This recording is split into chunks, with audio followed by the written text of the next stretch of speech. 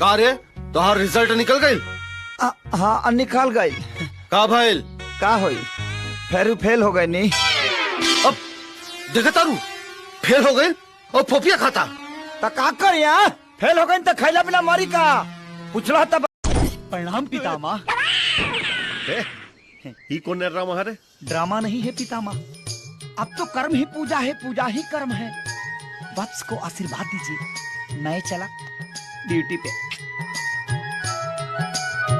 भगवान प्रसाद के सादर प्रणाम। ए मठिया में सॉरी गलती हो गया। एक घर में केहू बाजी नर चाहे मादा। आई हो दादा का बड़ा भाया था, पैटवा भी तोड़ ले दिया कार है। ये कौन है इसरे? ना नीचे सलवार ना ऊपर कमीज ते कौना के बेटी है सिर्फ बदतमीज। माँ माँ माँ माँ ते हमारा नकल काहे करे तारिस? का है ना हमारी माई नहीं है, तो हम जब माई माई सुनते हैं ना तो थोड़ा इमोशनल खींच देते हैं।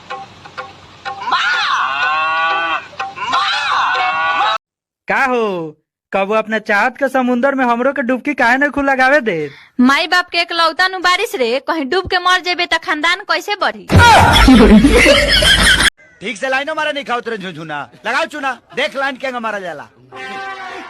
हाय चंदा, एक तो हाई हिल के सैंडल, दूसरा ओढ़नी में नी।